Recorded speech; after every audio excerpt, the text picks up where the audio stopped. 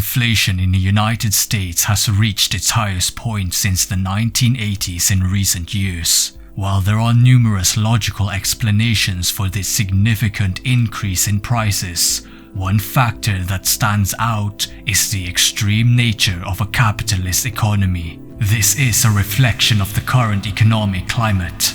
The reason behind the increase in prices and profits of companies is when they use inflation as an opportunity to take excessive risks. This phenomenon is commonly referred to as greedflation, and is not just limited to certain industries such as food, transportation, and energy, but rather the entire economy. It has gutted our economy. This video, I'll explain the concept of greedflation, how it operates, and will provide concrete evidence of how certain companies and industries have manipulated inflation to increase their profits. Additionally, the video explores the possibility of greedflation ever being terminated. To begin, it is important to consider the inflation rates pertaining to the entire economy. In 2021, the United States witnessed a rise in inflation by 7%, followed by a 6.5% increase in overall prices during 2022. It is worth noting that the inflation rate in the United States has exceeded 6% for the first time since the early 1980s. Certain sectors have been affected more severely than others. In the period spanning from 2021 to 2022, the cost of food increased by 10.4%, while energy prices surged by 7.3%. Some subcategories such as eggs, fuel oil, and butter have experienced a hike of 6 to 10 times greater than the average inflation rate. These are $99 to expensive stuff. Although certain markets were expected more by the recent disruption in the global supply chain, but should we really accept that this was the sole reason behind the significant price hikes of certain products, ranging from 20 to 60%, even though the average inflation rate is only 6 to 7%? This is where we enter greedflation. We're here to make money. Though it's not a formal term in economics, greedflation is a commonly used term that describes the perception that corporations use inflation as an opportunity to charge exorbitant prices. Essentially, it refers to companies that take advantage of inflation to increase prices, even though their production costs haven't increased significantly, Threatening the entire global economy. The question arises as to how they manage to achieve this. In an open economy, the answer lies in the market forces. Our analysis suggests that the reason behind this is the growing market power of companies. It is only possible for companies to indulge in overpricing if they have a firm grip on the market. The notion of greedflation essentially pertains to a market structure dominated by a single or a few companies, wherein they wield complete control over their respective market segments and can dictate prices without any fear of competition. This scenario typically arises in a case of monopolies or oligopolies. Oil company. Several, that's his biggest business. In accordance with the research conducted by the Federal Reserve, the US economy has witnessed more consolidation of at least 50% today compared to 2005. This indicates a decrease in the number of companies operating in the market, which paves the way for a handful of influential players to manipulate prices and eventually lead to a scenario of greed-induced inflation. To understand real-life instances of greedflation, it's essential to grasp the current market scenario. According to the US Bureau of Economic Analysis, the profit margins of all US firms have hit a record high of 15.5% in 2022. This current number is the largest recorded since 1950. To gain a more detailed understanding of greedflation, it may be helpful to examine specific industries. If you expose them, you could expose us as well. In the year 2022, the 5 largest oil companies in the Western world generated a profit of $196 billion. Among them, ExxonMobil stood out to be earning a whopping $56 billion, which is the highest amount ever earned by any Western oil company in history. This translates to over $6 million earned per hour. The profit margin for the concerned parties has increased by approximately 140% compared to the previous year. However, from 2021 to 2022, the average cost of crude oil per barrel has only risen by around 40%. The big oil companies only experience a 40% increase in the total cost of the raw material they usually bought and sold, but many of them saw a tremendous growth of more than 100% in their profits. This data suggests that although the expenses went up, the companies managed to generate significant revenue. Oil companies seem to have justified their increased prices by citing both inflation and global conflicts, effectively offsetting their own increase in input costs. The food industry is a notable example of the negative impact of greed and inflation. In recent times, there have been a blaming game among food industry players regarding the sudden surge in food prices.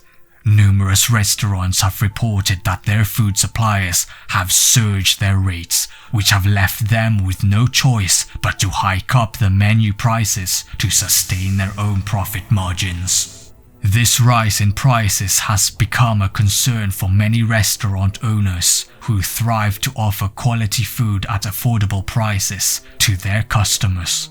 Food suppliers have also reported an increase in their expenses for procuring raw materials required for producing food products.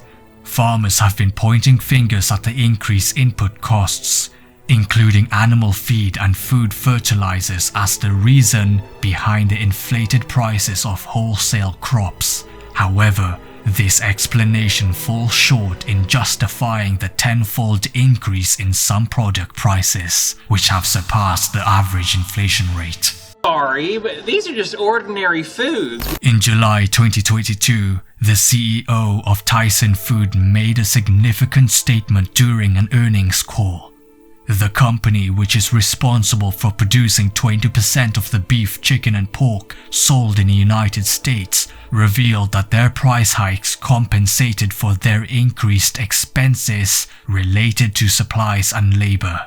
This suggests that the company managed to offset its own costs by increasing their food prices significantly above the usual inflation rate, enabling them to achieve a 48% growth in profits during the first quarter of 2022 in comparison to the corresponding time frame in 2021. I told you, I'm a man of my word. In supermarkets around the world, a comparable situation has arisen. The CEO of Kroger in the US expressed that the slight increase in prices is beneficial for their business. Similarly, in the UK, the CEO of Tesco acknowledged the likelihood that certain brands on their shelves have been taking advantage of inflation to make excessive profits. He further mentioned that they have resisted these price hikes in an attempt to shield their customers. However, a comparison between the prices of Tesco's own brand items, which they have complete authority over, revealed an 18% increase in price compared to just 12% for other brands. A similar situation occurred in Canada, where grocers were found to have earned a profit of 3.5% in 2022, which was an increase from 2% in 2018, despite the rise in production costs. The BBC uncovered this information, and it raises the question, how did this happen? How did this happen? If you're learning something of value right now, I'd appreciate you hit that like button and subscribe to my channel. Our stance is that the market control is the key factor here. As previously mentioned, the past 5 decades has seen a significant increase in consolidation across a wide range of industries. In today's market, rather than having 100 separate cereal brands vying against one another, there are only a handful of conglomerates that produce the range of options available on store shelves. As a result, these big multinational corporations can operate the market as an oligopoly and have greater control over pricing compared to a perfect competition market. This allows them to maintain their dominance in the industry. Studies have revealed that only 4 or fewer firms have dominion over 85% of the groceries offered in supermarkets, while also controlling no less than 40% of the market share for that specific product. Industries that are not typically affected by inflation are also experiencing greedflation.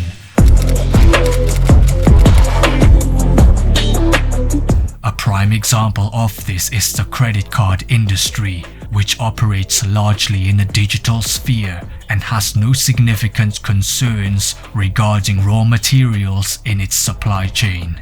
Despite having no significant changes in their own expenses, Visa and MasterCard raised their transaction fees in 2022. Start with raising prices. Visa's CEO confidently stated that their company has historically benefited from inflation. It appears that these companies prioritize their profits over the interests of their customers. Although it may appear that the constant pursuit of profit is an unending cycle that adversely affects the common buyer, a free market has the ability to self-correct over time. The market will correct itself. It's unlikely that these increased corporate earnings will pursue indefinitely. The supply chain is expected to realign with demand, although some firms may currently be adjusting to high prices now to account for expected increases in costs in the near future. Over the course of the next several years, it is expected that wages will see an upward trend due to a scarcity of labor because of baby boomers retiring and younger individuals being disinclined to take on low-paying entry-level jobs. In a capitalist market, it is not possible to maintain excessive profits for long because of the presence of competition. If a company sets a high price, another firm can take advantage of the situation by offering a lower price and still earn a profit. However, some counter-arguments suggest that greedflation is a persistent phenomenon. They believe that as industries become more consolidated, the competition factor loses its significance. Additionally, the existing pricing levels are also a matter of concern in a scenario where inflation is brought under control and there is even a possibility of deflation. One would naturally anticipate a reversal in prices, wouldn't they? Yep, you guessed it. The concept of sticky pricing is an economic theory that describes price levels that remain unchanged despite fluctuations in market conditions and production costs. This means that businesses are often hesitant to modify their prices, even when it may be financially beneficial for them. During the Great Recession in 2008, the automotive industry faced a similar situation, despite inflation remaining positive at nearly 4% that year. The price of a new 2008 Ford Mustang increased by $400 from the previous year, costing $19,650. But came 2009, we saw over 4% decrease of inflation, which resulted in deflation. But still, Ford made an announcement that the price for a new 2009 Mustang would increase by 4%. Subsequently, in 2010, inflation went up by 2%, but the base price of a 2010 Mustang still rose by 5%. This indicates that despite the changes in inflation rates and how the car itself didn't undergo significant renovations, the price of Mustangs consistently decreased during times of deflation. I love this car. Although the possibility of greedflation persisting indefinitely cannot be ruled out, we have faith in the ability of global central banks to control inflation. Moreover, we are certain that the free market system will generate the necessary competition to curb excessive profit making. Despite the current state of the market, the risk of long-term consolidation poses a threat to both pricing and competitiveness. However, it's important to acknowledge that our economy is constantly changing, and we cannot expect the future to mirror the present. If you experience any stances of price inflation due to greed in the products you purchase, go ahead and share your thoughts and experiences in the comments section. Subscribe to my channel to receive exclusive insights on business topics that are not covered by mainstream media.